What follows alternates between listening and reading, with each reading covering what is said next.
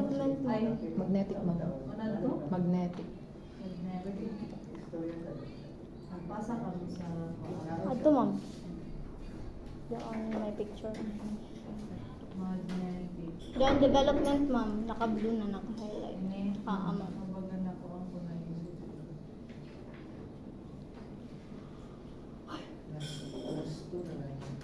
Last na sir. Kaning isa ako man na? Aw, yan ba siya? Ako man na? Last ko ano kami.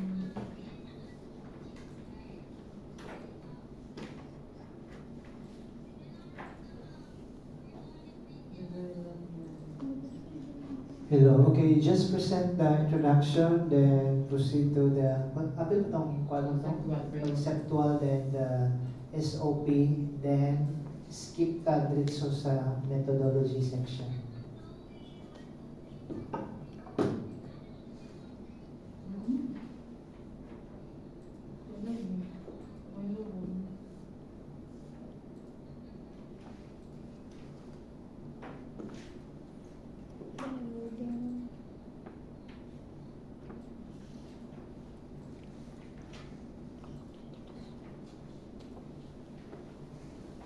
Development.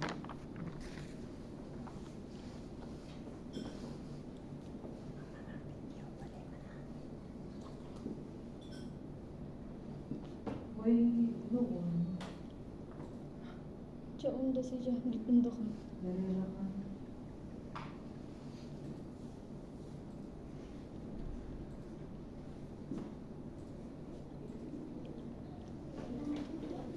May changes.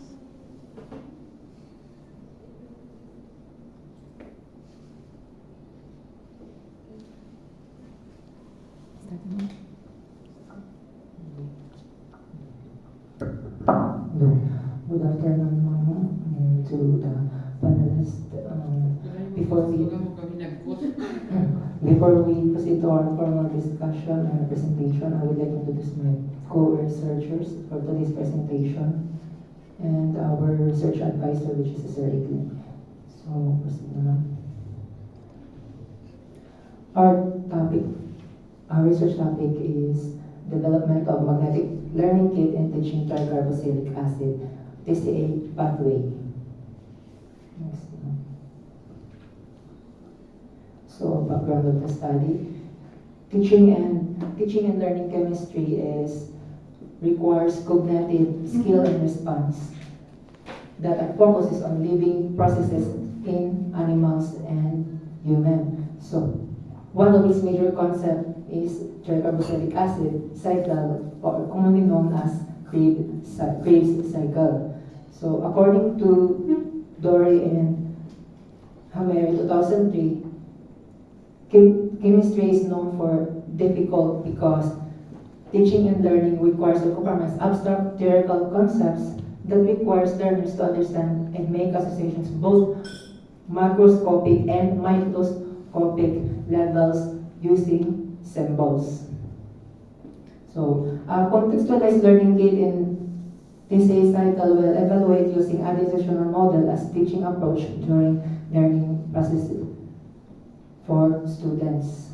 So, we all know that teaching and learning chemistry is very difficult. So, number one aim of our study is to develop a magnetic learning kit as response to intervention to teaching and learning in classroom environment. So, since our education system today is a spiral progression, so teachers needs to adapt in teaching and learning environment. Therefore, teachers need to sustain appropriate learning kits for students to enhance their understanding of a topic, as well as save time and interest students. That concludes by Ahmad and Jingat 2015. So, in general, the needs of our students in acquiring substantial knowledge and learning chemistry, specifically in this topic, which is the tricarboxylic acid pathway or Krebs cycle, is mag-need ng factual and contextualize contextualize or visualization or something representation sa joon na topic.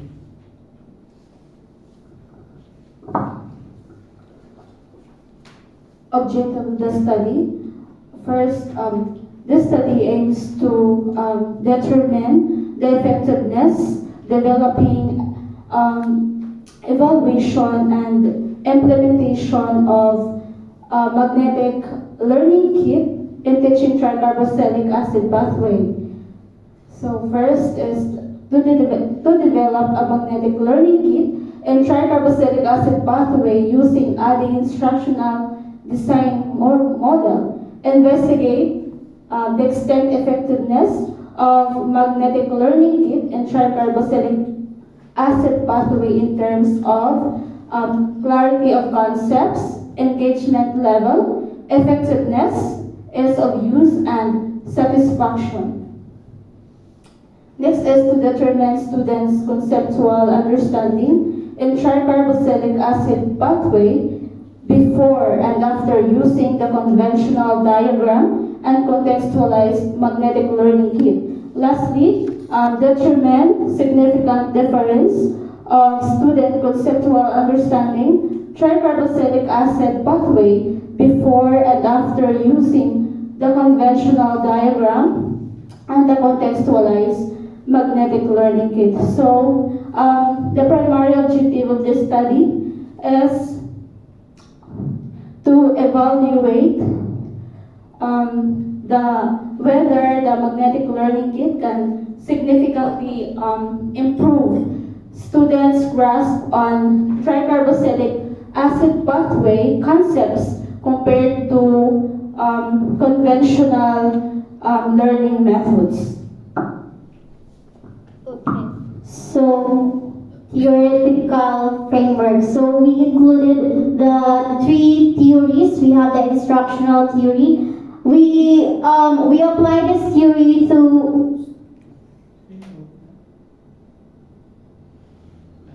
Okay.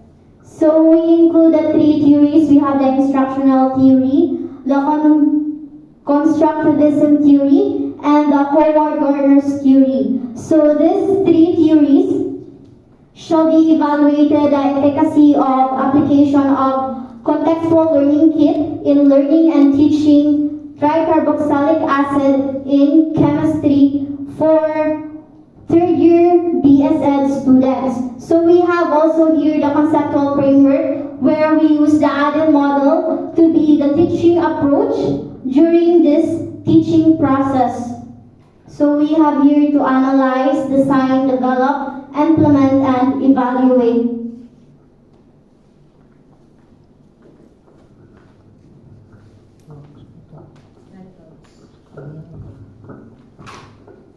So in research design, its use of quantitative research, specifically a quasi-experimental research design, and using the ADDIE model, each stages helps in developing the prototype.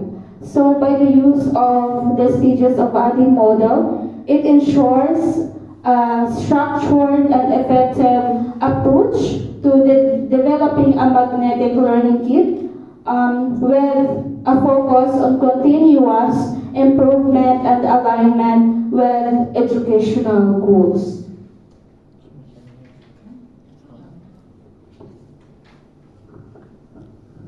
So the research environment, so this study conducted at Surigao del Norte State University Del Carmen campus with 25 students from third year Bachelor of Secondary Education. The next one was the ethical consideration. So first is the respondents will inform and given detailed brief information about the purpose of the study. From the informed concept, the respondents should willingly decide to participate in the study. And by law of Data Privacy Act, also known as the RA 10173, thou shalt not disclose the names and identify of the research respondents.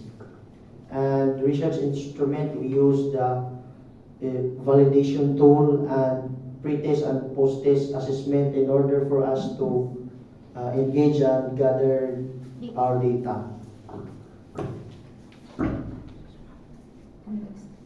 Research instrument.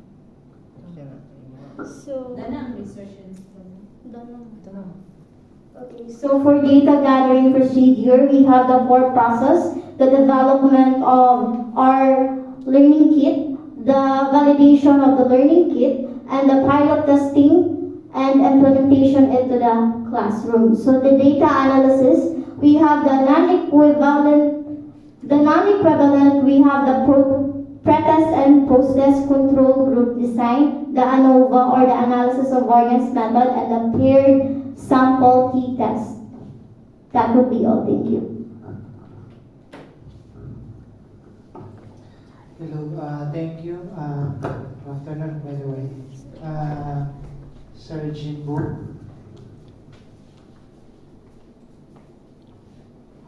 Hi,